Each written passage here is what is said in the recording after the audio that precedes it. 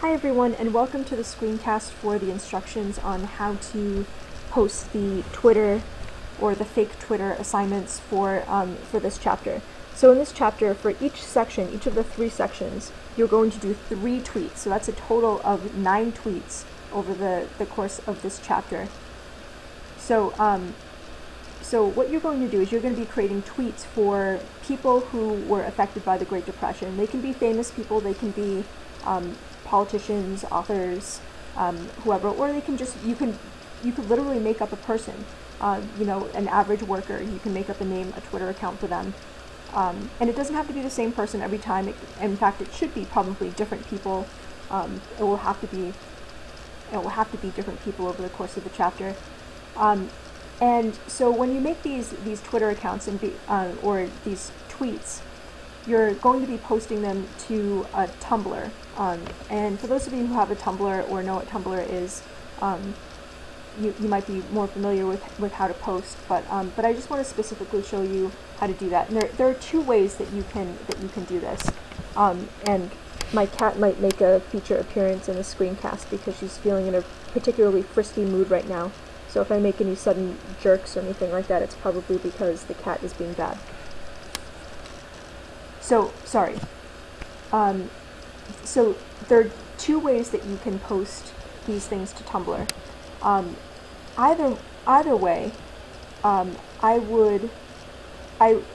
you're going to be using this website here, this classtools.net. So to get to that, you can click on the link, and I'm just going to go to it up here, and it will bring you to this tool that will basically create something that looks like Twitter, but it's not actually a social network. There are a lot of security concerns with schools and students going on actual social networks. So this is actually, this is a closed and private, secure way to kind of make a Twitter-like atmosphere without actually going onto Twitter. So what this does is it lets you, and it also lets you kind of switch identities pretty easily. So it lets you create a username, and it can be kind of funny or humorous.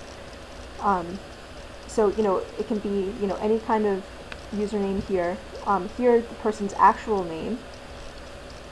So my Twitter name for Herbert Hoover is not a vacuum like the Hoover vacuums. But anyway, and then you can give put a tweet in, a message here.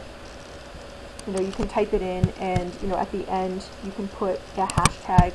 I've already typed it in for you just to sort of save time, and then a date, and then you're going to click submit. And when you click submit, it will actually create something that looks a little bit like a Twitter message or a Twitter account. So the 2 ways that you can share this. So first of all, going back to my website here.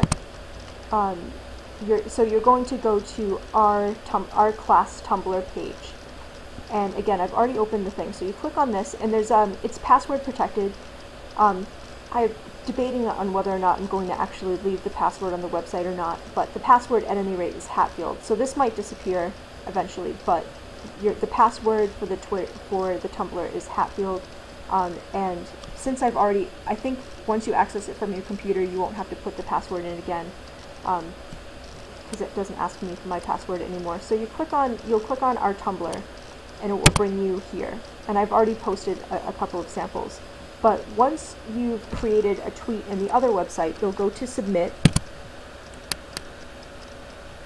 And when you submit a post to Tumblr, there are a couple of options that you'll have for this particular one. You can post a text or post a link. I'll first show you the post a link. So if you click on this, click submit a link,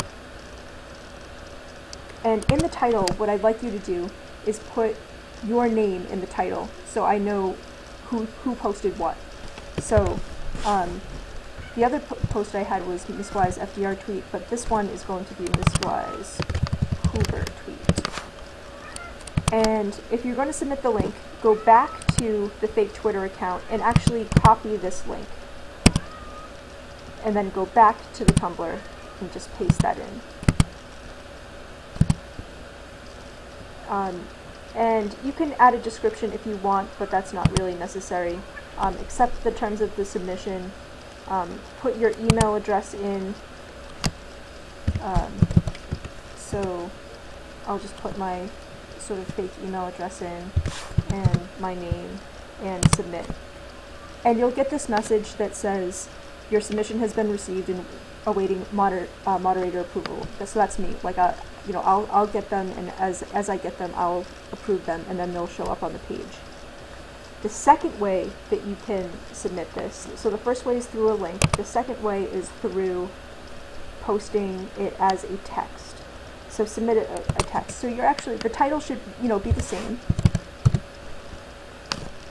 You don't have to do this twice. You can do either or. And so the second way is to actually kind of go through and copy this whole thing. So just copy the whole thing. And then go back to the Tumblr and then paste it in as text.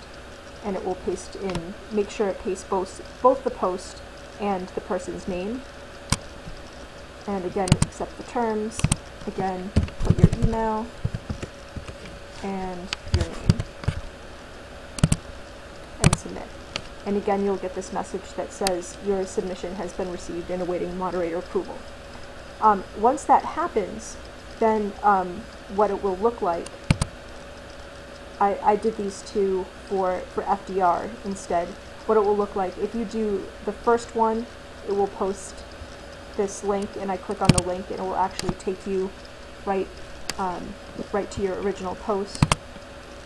Or the second way to do it is if you paste it as text, it will paste the whole thing in here. I actually like the way that the pasting it as text looks better. But those are the two ways that you can submit them. Make sure that you put your name in the title again, so I know who posted it. Notice that when you do this, your email and your name do not appear on the posts. So the way I'm going to remember, and the way that the class will know who's posting what, is by you putting your name in the title. So please do that. I'll see your name when I submit the approval, but once I've approved it, your name and email go poof, and I don't know who's posted what. So please remember to put your name in the title. So that's how you're going to be doing this for this chapter. I think this is going to be a fun way to sort of stay engaged and to really show your understanding of the section content in this chapter, and it also kind of adds a little bit of a modern flavor to history. So I hope you have fun, and I'll see you in class.